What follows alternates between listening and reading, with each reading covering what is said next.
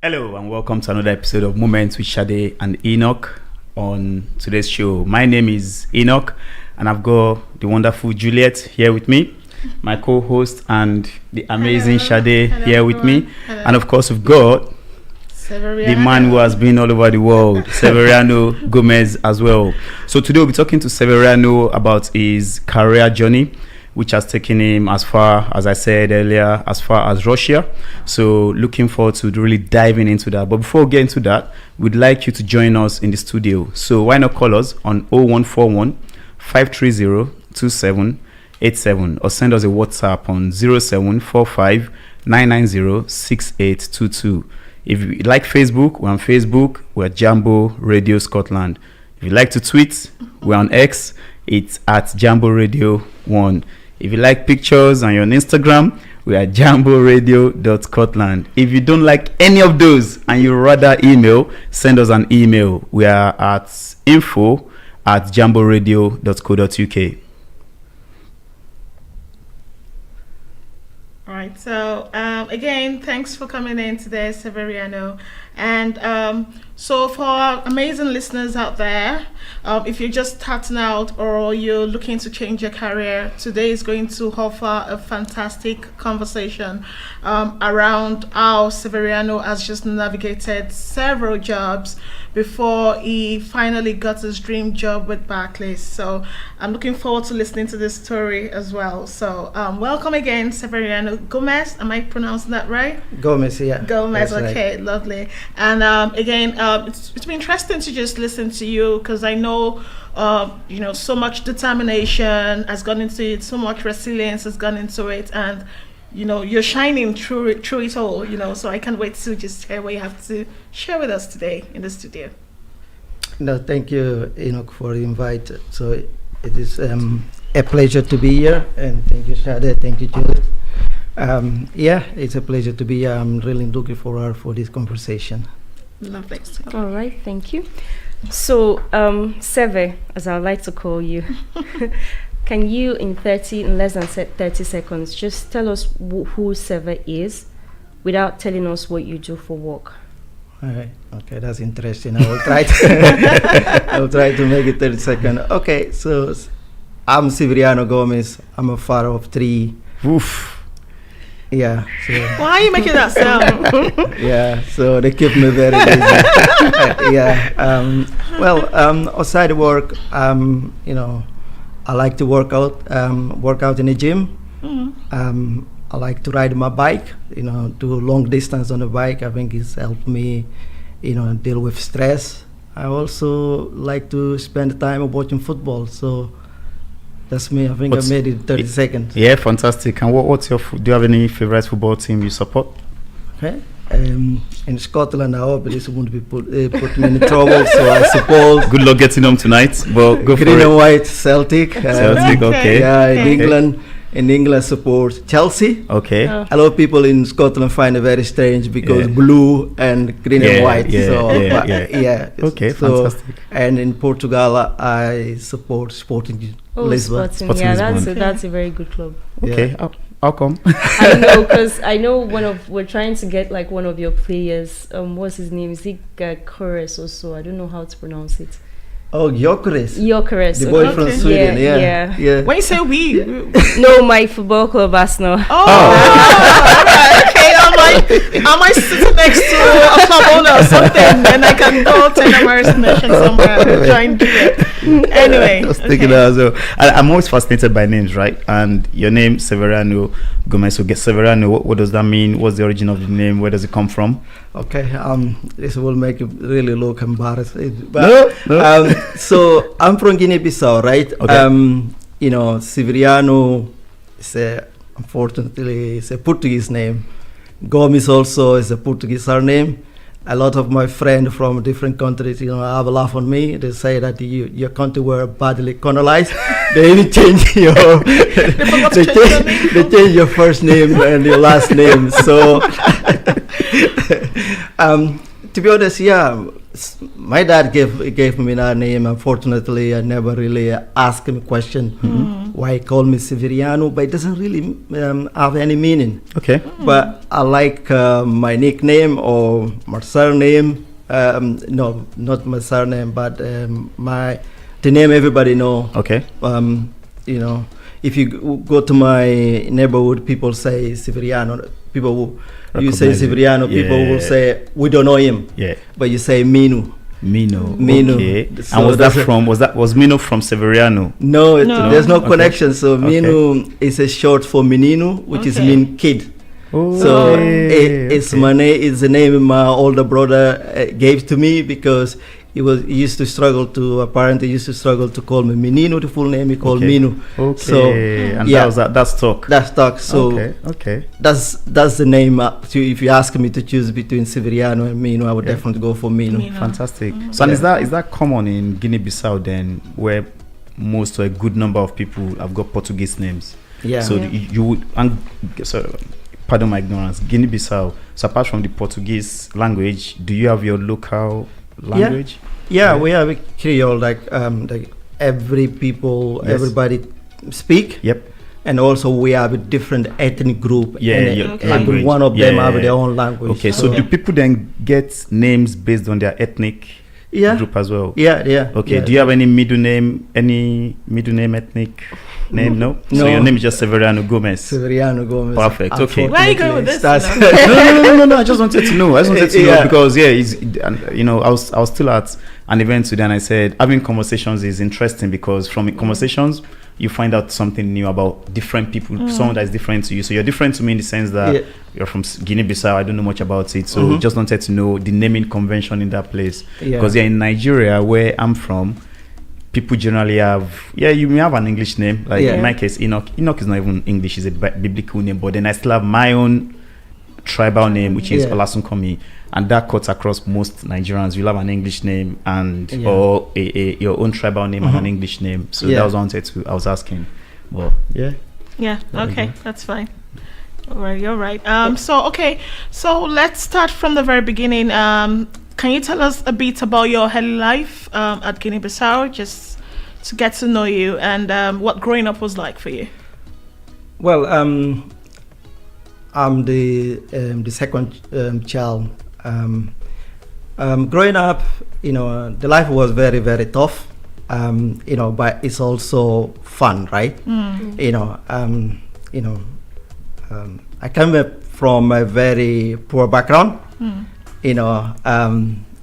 The first time I lived in a house with running water, electricity, I think I probably was 18, 17. Whoa. So I was born in a hut, those kind of proper African hut. Yeah. No veranda, Yeah. only two rooms, where I used to share with my grandma, my father, and my two brothers. Right? Okay. Yeah, life was really tough, but my dad was a waiter. Okay. Imagine being a waiter in one of the poorest countries in the world, and my mom was a cleaner. So, but one thing they always, motivate us to do is to go to school. So my dad he was a big believer in education. Okay. So in Guinea-Bissau there is a state school, and there's also so-called private school. Yes. Okay. But the private school is 3 times worse than the state school. Academically, as in Not academically, Yeah. but in terms of infrastructure. Right, Okay, okay. interesting. I used to carry my own seat to school. If I leave that behind, I will have to sit on the floor Wow. all day. This is the writing. private school. This is called private school. But yeah, and I used to complain to my dad to say that my friend, all of them majority of them go to state school, and then they used to have a proper table, Yep. seat, and then sometimes the government give them like a food supplies, like Okay. oil, rice, all of that. We got nothing. Hmm. But the reason why my dad believed so much in that school, because the punishment is very, very harsh. Yeah. So So it's discipline. discipline. Yeah. So they give it authority to teacher to physically punish you. Wow. And then I was so afraid to get beaten all the time. Yeah. And then So you focused on the I academics. focused too much. I don't remember being beaten so many times. Okay. It's, probably one or twice when I did something bad, but Yeah. nothing in terms of Yeah. education. Yep. But I used to complain to my dad to say that, we're struggling for food. Sometimes we go like, a lunch, no breakfast and nothing for dinner. All right. But why are you giving this money to this school where we can go to State school for free. Yeah. for free? Yeah. You just say that that school is the best school for you. Mm. So yeah. Interesting. And are you an only child? No, I'm a second. Oh, second. Yeah. So from you probably will understand this because we are from Africa. So from my father's side, so my mom and my dad split when I was probably 3. And then I have my younger brother after me, and then after that my mom remarried and got another 6 kids. Oh, So okay. altogether 9, right? Wow, Yeah, okay. I also have a step brother from my Your dad. father's side. Yeah. Okay. So does that make it 9 or 10? That make it that make it 9. Don't me. Okay, wow. Yeah, So it's a big family. it's a big family. Yeah, good. Yeah. It was a Okay. big family. Yeah. And a very interesting thing. Very quickly, I know Juliet is also waiting to ask you a question. Yeah. So you studied in Moscow in Russia. So Yeah. Like with the story and scenario you've just given to us in terms of you growing up in Guinea-Bissau, what actually prompted you from Guinea-Bissau to Moscow Yeah. to go study? Yeah. And what did you even study? Like, it's an interesting move. No, this is a very good question. For me, at that time, I was just looking for opportunity, to get out of Guinea-Bissau to get a higher education, right? And then at that stage, if you even, give me a scholarship to go to Papua New Guinea, I would have gone without any hesitation, right? So I didn't really choose to go to Russia. It was just opportunity itself. Okay. When I finished high school, the government, advertised some scholarship to go to Portugal, France, Senegal, Morocco, Russia, right? Okay. Nigeria was not on the list. No, Nigeria wasn't on the list. So it ended up also, it was kind of system which is also corrupted. So Russia wasn't really too attractive for people Yep. who have, Yep. big Influence. family. So I just say, why not? I'm going. Yeah, that's the easy one to get into. Yeah. So, and then I went to Russia in 2001 So this was after high school. after high So school. you went for university? Yeah, Yep, university. And that was your first time living Guinea-Bissau? first time Yeah. ever, Ever. being abroad. First time and first experience, which is really, it was really challenging. I was so happy. I remember when I was leaving, everybody was just happy. Yeah. Although I'm the second child, I'm the first one who got opportunity, scholarship to go Yeah. to study abroad. Yeah. It was a Wow. big deal. But arriving in Russia, I received a shock of my life, because when you arrive there and then you go to do medical checkup, right? And then we arrived 3 days later, someone knocked at my door and then say that you need to go back to the clinic because something came up on your test. I went to clinic and then the doctor said that you are ill. You need to go to hospital immediately. So we stayed in accommodation for the weekend, and Monday we went to hospital, me and then another 2 colleagues. Apparently I had something in my lung. Wow. If it's not really treated, that can be fatal, right? Yeah. Yeah, but I was thinking, I was physically active. I couldn't, I never feel nothing really. And then went out to hospital. I was thinking that it would be like 1 week or 2 weeks. Yeah. Okay. End up staying in hospital for 6-7 months. Wow. Yeah. So out of my environment completely. Like, welcome to Russia. Yeah, 2 days, 3 days. End up in hospital in a place, That you're not really familiar challenging. with. Yeah. Couldn't speak a word in Russia. People are fighting, taking drugs, drinking. It was really, really scary. And then I couldn't really understand what I'm doing in hospital, because every day I wake up in the morning, go to the nurse and give you 2 vaccine, one on the left, one on the right, and then you spend the day just do nothing, and then play football in an hospital, go to the gym. Every couple of months they do the test again, and it was really, really challenging. And could there be some conspiracy theory that maybe they were testing something on you that you were not even aware of? Because that just sounds so random. Yeah. Arriving in 3 days and then being at the hospital for 6 months, and they're just administering all sorts of things to you. Yeah, it could be because I'm just putting that out there. Or it could be the weather change as well. Yeah. Different what? Sorry. Weather. The The weather. I'm thinking it's funny we have different thoughts, because I'm thinking I need to go for a checkup tomorrow, because if, like you said, you were very active and you hear so many people being very active, and then suddenly, God forbid, it's just like, okay, chang, maybe you need to go for that, once a year checkup to see how you're doing, both inside and outside. Yeah, I want to keep believing maybe they saved my life. Yeah, I think that's the one I'm going for as well. To happen to me. And then when we went to hospital, there's a couple of other students who went through the similar things. Those are the people that motivated me.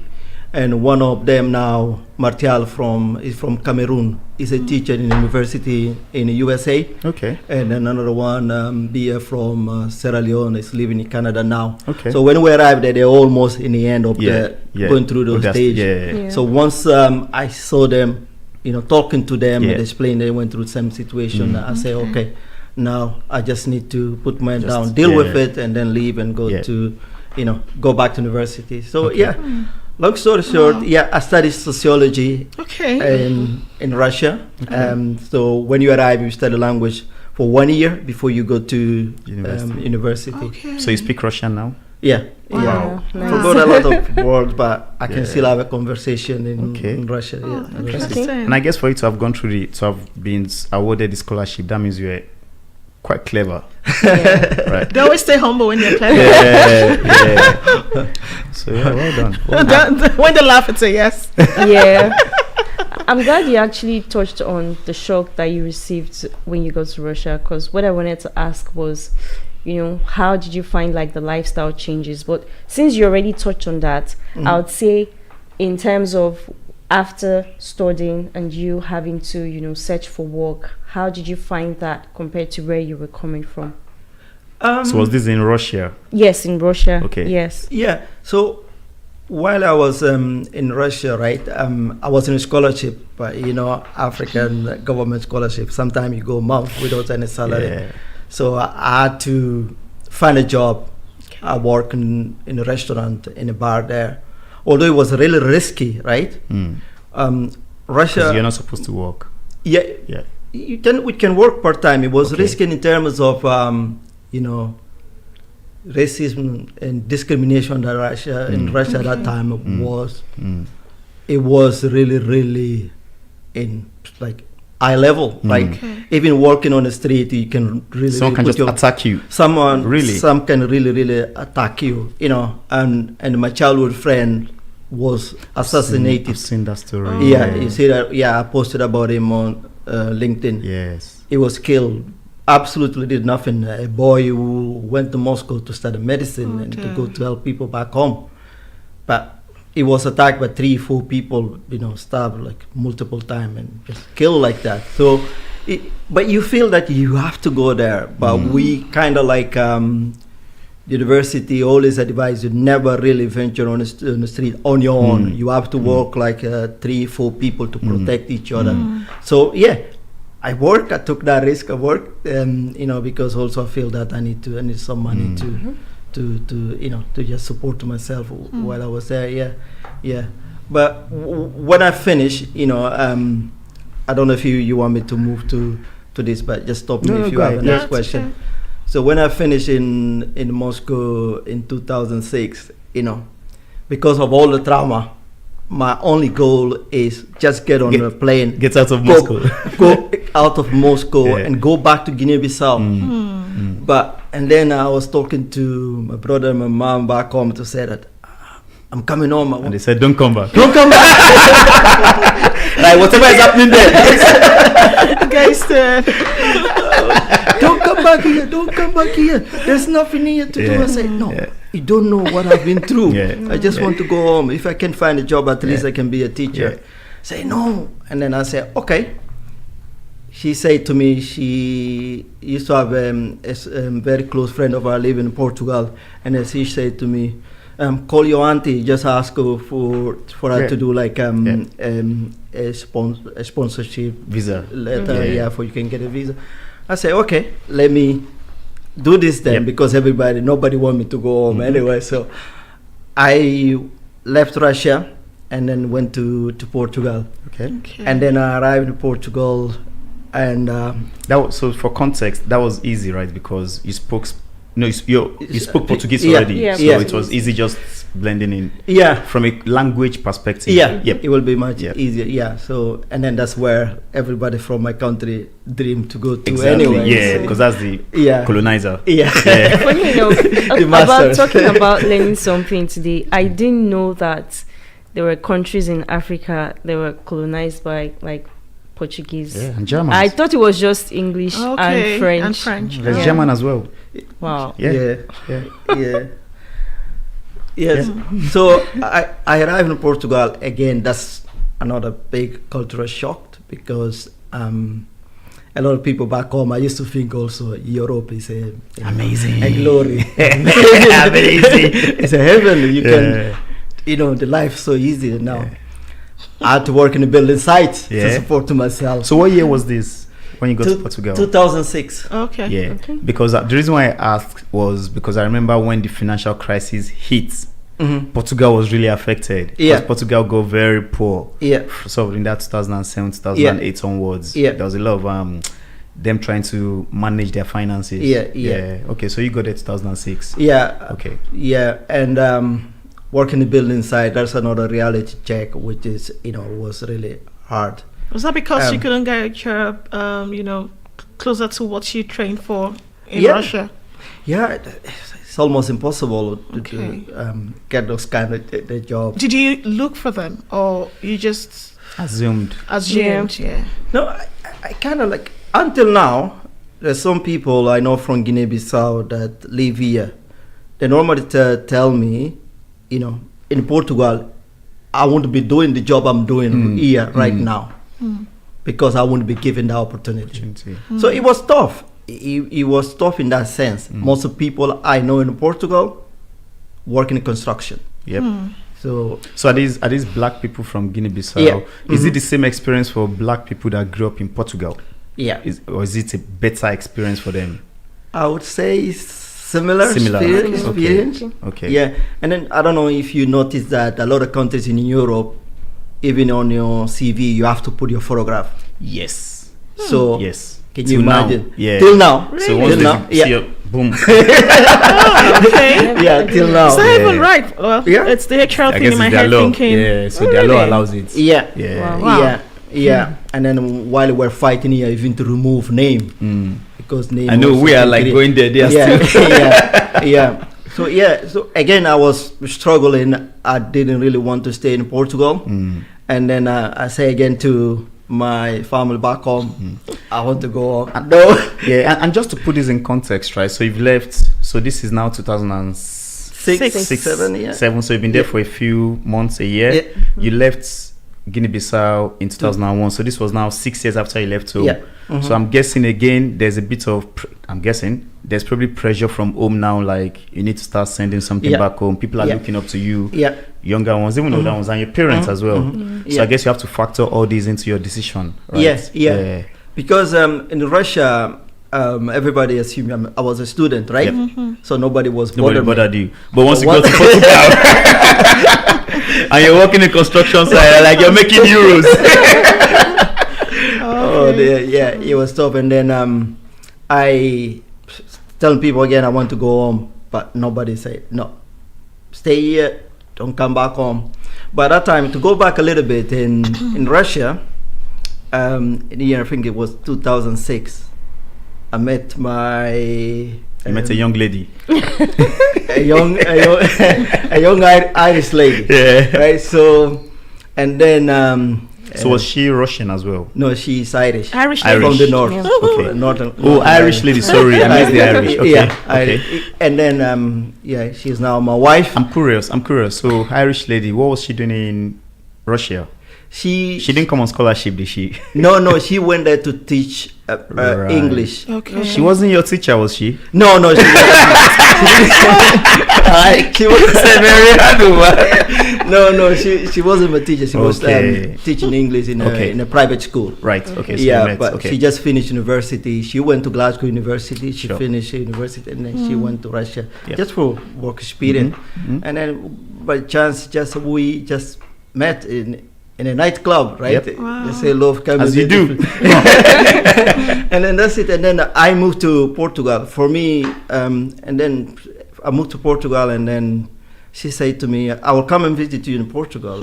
I didn't really believe that. Yeah, you're for like, me, yeah, that whatever. yeah, and then she turned up from Portugal. So at this few point, was times. she still in Russia, or has she moved back She to? left Moscow before me. Okay. Okay. So she was coming from Ireland to visit you. All right. Portugal, and then I remember one day I said to her, "Listen, I'm going back to Guinea-Bissau. I don't want to stay in Portugal." Okay. And then she said to me, "What about thinking about?" I tried to do master in Portugal, but I couldn't get it, Okay. and then because don't have money. Mm. And then she said to me, "What about Scotland?" Scotland.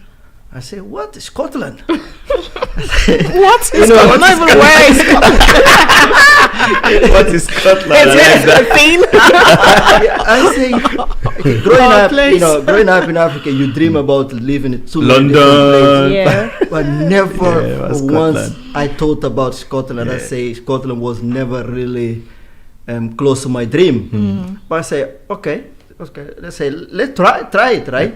But I still. But why did she suggest Scotland. Scotland? I Oh, mean, she's she's schooled there, Irish. maybe, yeah. Oh, Yeah. she's schooled in Glasgow. She went See, to I'm following. I'm Glasgow. following. Sorry, I'm the top of She's the schooled in class. Glasgow, but she's Irish. Right? Okay. Or maybe Yeah. between Glasgow. myself and Juliet now. Yeah. But you're out, definitely. It's old age.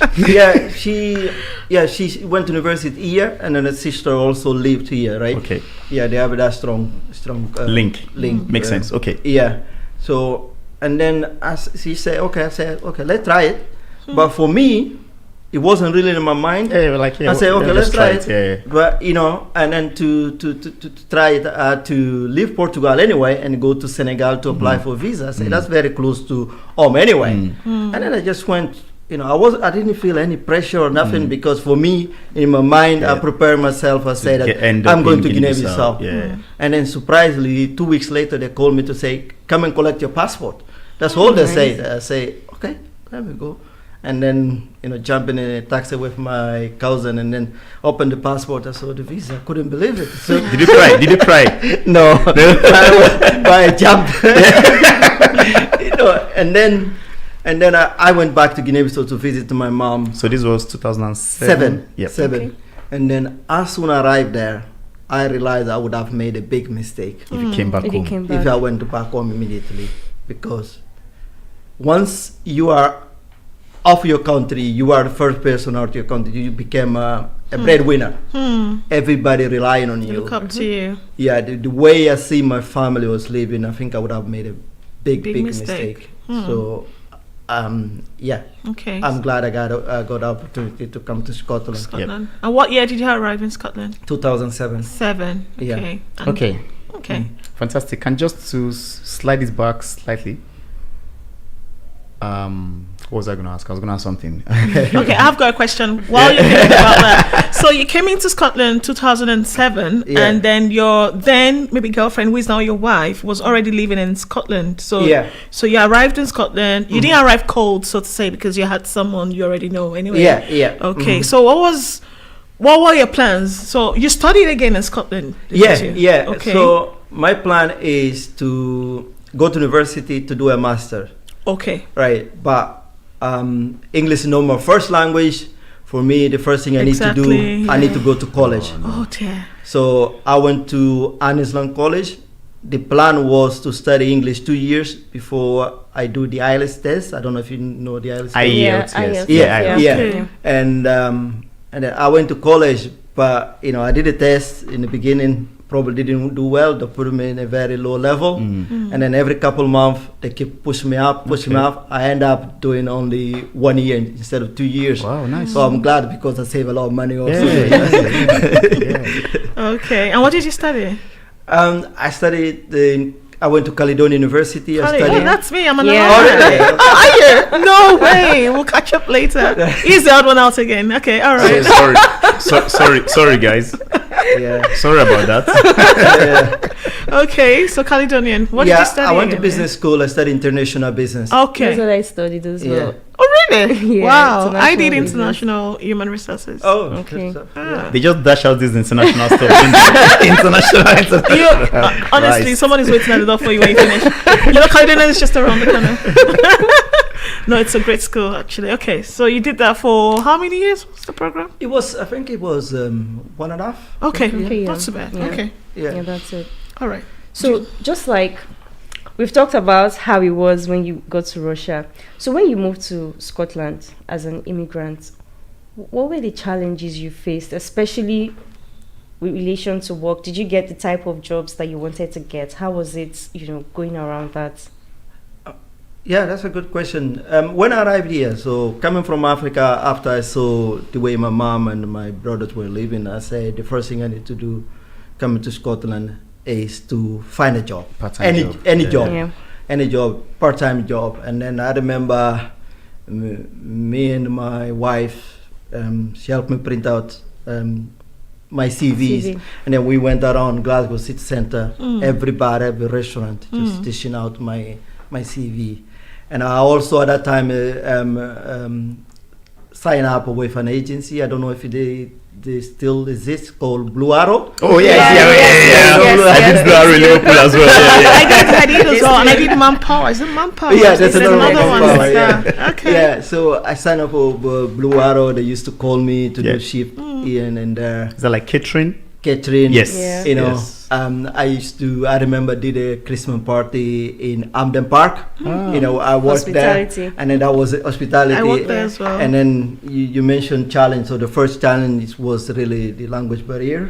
So I remember I turned out for shift in Amden Park as a waiter. And then for some reason, I don't know why, they asked me to be, to go to the table to take order. I couldn't get one word people telling me. Oh yeah, because of the Scottish accent. Accent, the music, and then probably someone went and tell the team leader, and she just come and grab me and say, come and work Go in to the the back. kitchen." Go to the back. That's very Oh funny. my goodness. Yeah, At least they gave you a chance. Yeah, They didn't throw you away. Exactly. to be honest, I was so happy. I said, okay, my job now is to get the food from the kitchen to the table and then clear the table. And to get the same money. Yeah. Amazing job. Yeah, exactly. I was so happy.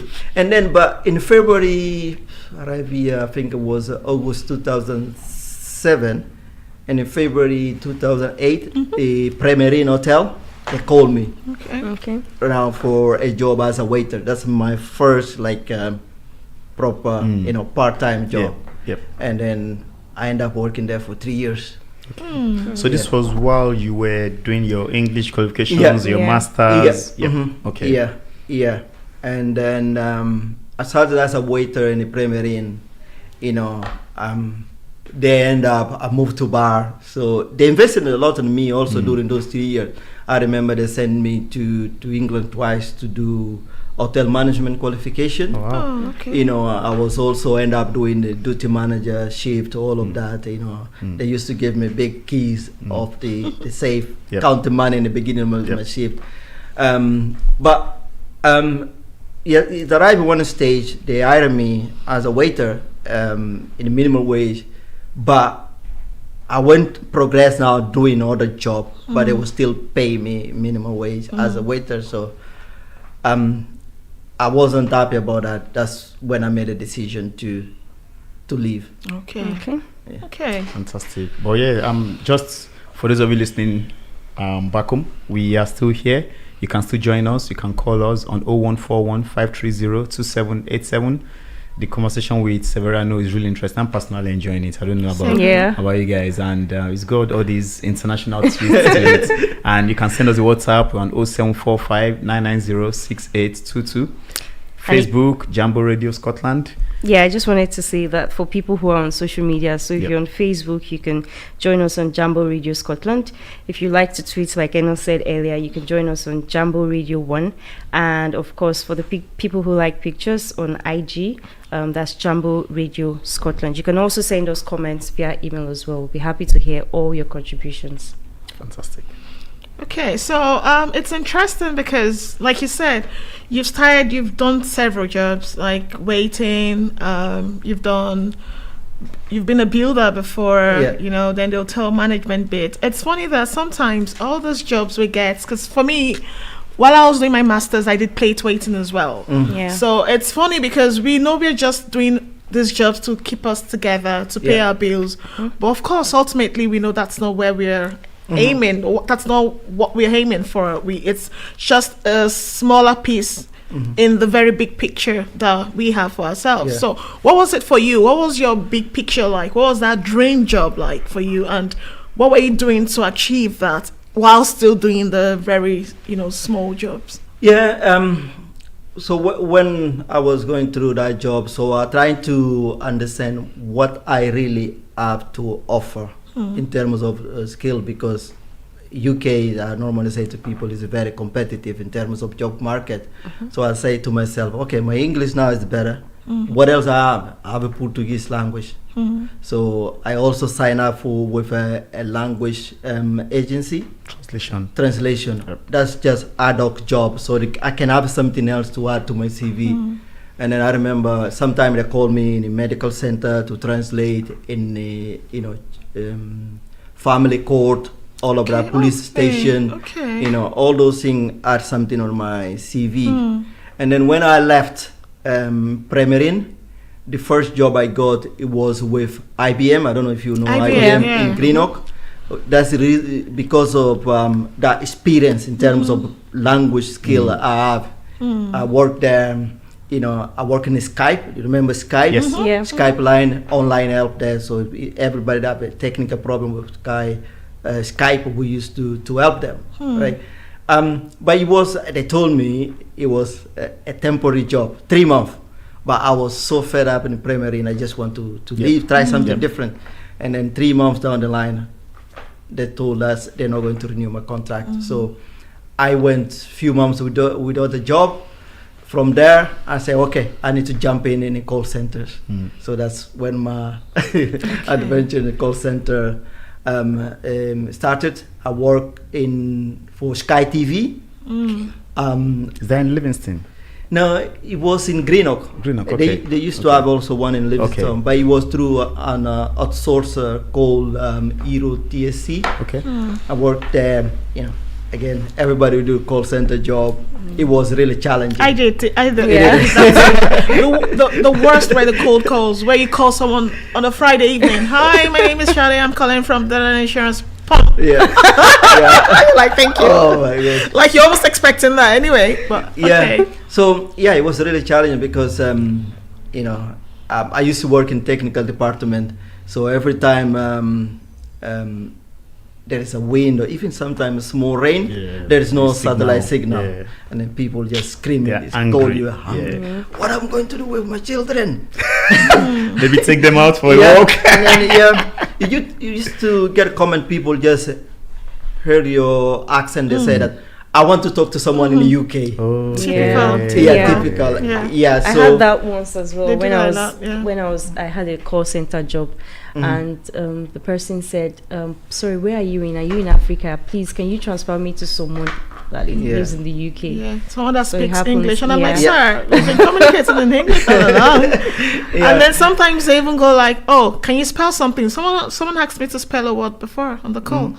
Just to confirm that I could speak English and I could spell. Anyways. Okay, so you did that for a while as well. Again, that wasn't the dream job, I would imagine. No, I think it was at the time one step towards the goal. So I can see myself moving up. So as we were going through all that journey, when did you start getting a sense of okay, this is where I want to go, or this is where I could Redirection, yeah. potentially end up here? Yeah, so after I left Sky, or before I left, I say to myself, okay, let me try again. This is, I think it was about, I worked there for almost 2 years. I said, the job market has changed. Maybe again there's opportunity there for language job. So I end up applying for a company called Sykes. It's also Okay, customer outsourcing, service. Yes. And then they have a different client, right? And then, but I moved to Nokia, one of the clients. While I was working there, and I realized that they have another client, Citibank. I say, I want to go into I say, I can see the way my career is moving. Okay. And then not only that they have a Citibank, but they also have a different language, European language job. There's people working there from Poland, Lithuania, German, French, Portuguese, like almost Spanish, all of that. I say, okay, I can get into that. So I just went through that route, put some pressure on my team leader, and then made that connection with that department. I end up there. So so now there is it's commercial card customer service, but they do also it's a full administration job, including fraud prevention, fraud investigation. So I start now dealing with people who calling me to say that someone cloned my credit card, and then you open investigation, all of that. And then that's where I discovered, I say, okay, maybe there is opportunity here for me to make a career in financial crime. So so that's Citibank, my first opportunity working for bank. And then after that, I just say, okay, banking, financial crime. Right. That's good. So I just want us to fast forward a bit. Yeah. Let's talk about your big opportunity at Barclays. How did that come about, going from this opportunity that you had at Citibank? Yeah. So at Citibank, I was doing well, and one of my also goals is to move properly to Citibank, right? And then because then you were outsourced, subcontracted, outsourced. But you deal with Citibank, all the system, everything is Citibank. And then, but that was in Edinburgh, and then I used to drive every day. And then sometimes I stuck in the traffic when I came to work. The manager didn't like it, and then I say, okay, let me now again trying to find a job maybe in Glasgow. At the time, my son was born also. I say, he also give me more opportunity, more time to be with my family. So I applied for Tesco Bank. That's in Glasgow? Yeah, just over there. I applied for Tesco Bank using my fraud experience. And then they then told me the job is gone if I want to go to online help desk. So basically, my friend told me it's like you're playing in Premier League, and then suddenly you decide to go to League 2. League 2. Yeah, I say okay, but it was good. Although again, it was call center, taking job or online help there. That's when online banking started. So at that time, and then a lot of technical problem, people used to call, complain on you all the time. But while I was there also, I met a guy, Dave. Dave used to work with my wife in Santander. For that, we built a good relationship. And then he asked me a question. I said, okay, I'm here to go to the fraud department. And then he said to me, I know a guy there. Work. He's a team leader there. Mark, I'm going to try to set you up with that. So, and then they used to have staff shortage. And then when the people call in sick, they need the other people. They used to come to online help desk, and then Mark just come and grab me and say, come and work with us in fraud prevention department. And then they like my work, they end up making me permanent in that department. And then and then from there also fraud prevention while I was in Tesco. So there is another area that sits beside us, and then I can see a manager, nice guy named Nick. He used to come to fraud prevention to borrow a few people to go work in his area. And then I can see every time I look at our people, they just sit and type in. While we're struggling, taking calls, they just sit and type all day. And then I ask someone, what those people do? They say they are the anti-money laundering investigation team. KML. I say, I need to get into we move I need to go there. So I spoke to my manager. I say, okay, when the Nick came next time to grab someone, I want also to go. You want to be grabbed? Yeah, Nick come and get me once and twice, and then again they end up making me a permanent staff there within AML. Within AML, and also the investigator did a certificate. Yep. They pay for a certificate from ICA. I don't know if you know ICA. So I technically became an expert or specialist in that area. Yep. I used that experience to get into Barclays. Yep. Okay. So I moved to Barclays in 2009. Fantastic. So currently in Barclays, so what do you do currently? Just briefly, just to understand. I work, when I joined Barclays, right, the idea was to go straight to the anti-money laundering investigation team. AML, okay. But because they see also my language skill, they end up asking me to join KYC. Know your customer. Yeah, Okay. for Western Europe because of my language skill. Okay. But again, I worked there for like a year. I moved to the AML team, and then now what I do in the last 3 years, I work in sanctions, financial crime sanctions. So you've been there since 2009 in Barclays up until now. Yeah. Wow. Yeah. Oh, that's really That's- interesting. yeah, You've taken us it is. through. It's like a very sweet story from, doing hard jobs to a thriving career, because that's what I'd like to call it now. Because you've been there obviously for a few years now, so it shows that you're quite happy there. Yeah. So what would you recommend to, our listeners, for those that are looking to probably move up a ladder, switch their career, or, just looking for some sort of improvement or something different? What would you recommend to them today? Yeah, I normally say to people, sometimes the career is not really a straightforward journey, right? I got a lot of opportunity through side moves, and through be curious. I was going to say that. Know being where you are. inquisitive as well. Yeah, see what kind of opportunity are beside where you are. So, and also, I normally say to people also, if you want to get into the big organization, so sometimes don't sit and wait for that dream job. Just put one foot on the door. Once you're there, it's easy to move around to find what you really, really want to do, and then just climb the ladder of of So- career.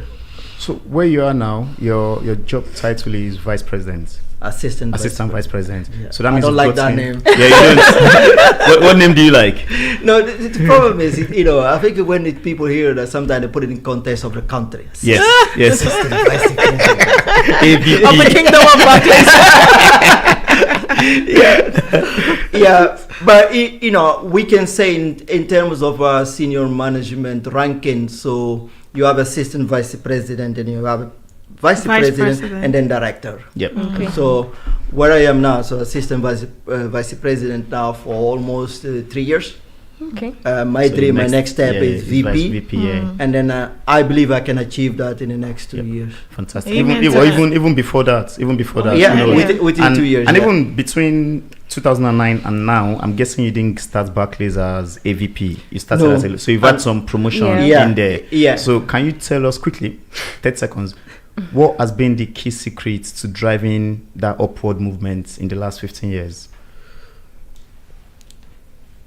As I say, be curious, and also someone be what I will say also, be ready to suffer. Doesn't matter where you are, always just look for the opportunity. Look to improve. So in the beginning will be difficult, but once you feel that now this is my cup of tea, I'm now in my comfort zone, you need to push yourself outside your comfort zone to take that next step. Nobody like to do that. Everybody. I was at Tesco Bank for 6 years. I was really, really comfortable there. And then when Barclays, I got a job in Barclays, I was really scary because Barclays, big bank, what I'm going. But immediately I was feeling again comfortable in my role. I say I need something else. So I just Always challenge yourself and always keep moving. Just keep moving. keep moving. So Barclays is 2019, Yeah. not 2009. Must be 2019. No, sorry, 2019. 2019. Yeah, Yeah. must be 2019. 2019. You Did thought you say were that? listening. I was following the numbers. No, you've been I'm an paying more. accountant. I'm You've an been paying accountant. more attention to coming back at us. I was following the numbers. I was following All right, so our But you know what? listeners, sorry. Back at the start of 2019. Yeah, Yeah. 2019. But Severano, I mean, so I've been taking notes, genuinely enjoyed your Yeah. journey. And some things I wanted to pull out for listeners that maybe just joining us later is, you've worked as a builder in different countries, builder, waiter, hotel management, translation, and customer service, taking Call calls centers. Yeah. and all that. And some of the characteristics I think that has helped, and some of the things that has helped in your journey is you've got guidance from your parents saying, don't come back, all right? And that's very important because sometimes we just go through life without someone, a strong hand holding us. So I think that was very useful for you around, whatever you're going through there, just as you said, keep suffering, keep going through it. It's going to get better. And I think here we are now. Guidance from parents. You've got doggedness. You were dogged. You just kept at it, Yeah. And these are really good characteristics, right? Your diligence. And why I said that is, it was your diligence at Premier Inn that got you those opportunities to go and train down in England, where they were giving you the keys, they were giving you the opportunities. You had you were intentional as well, just as you said. Keep your eyes open, keep watching, be intentional. Don't just let things happen to you. Drive things for yourself.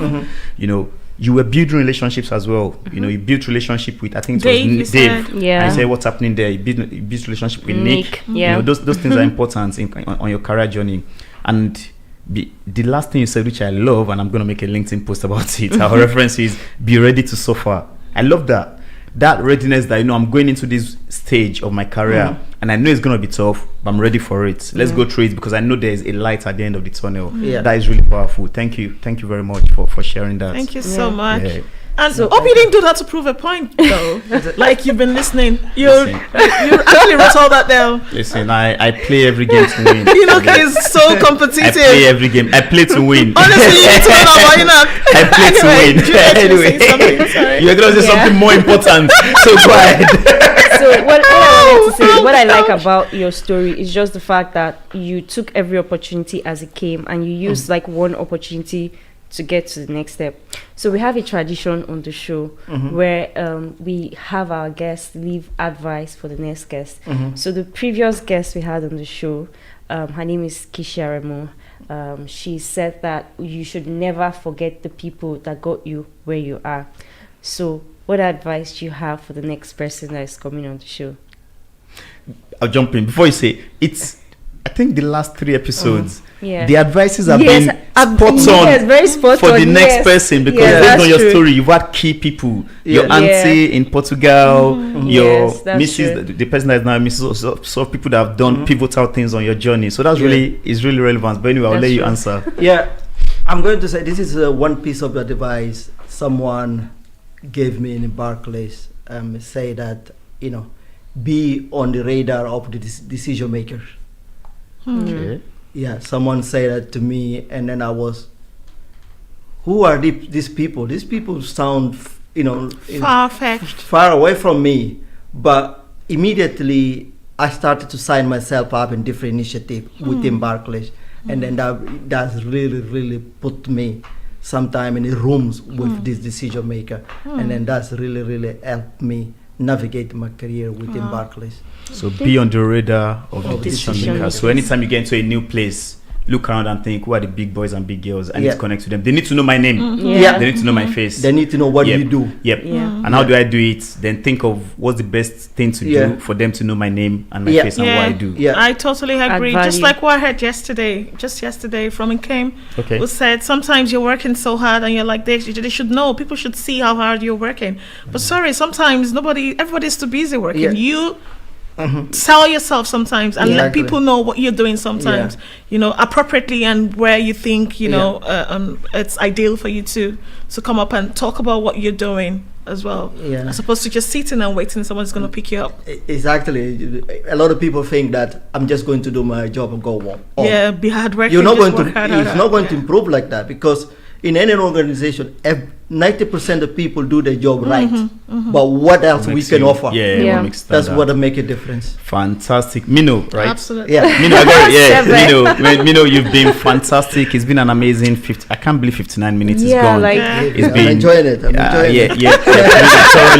Thoroughly enjoyed it, and I'm sure Sade and Juliet have enjoyed it as well. I love it. And what I love about a story is the journey. You know, a lot of stories I came from here, I landed there, and this has happened. But you is all that, you moved around. Yeah. But thank you very much, Severiano, Mino, for joining us on the show. Thank you for sharing your journey. Thank you for being open with us. Thank you for giving us those key bites for people that are listening to maybe help them on their career journey.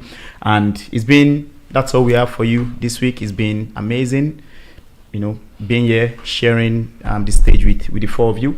And until next time, it's me, Enoch Adeyemi. We've got the amazing Juliet. The wise Juliet. And the amazing Severiano. Thank you very much. Thank you. Thank you guys. Thank you.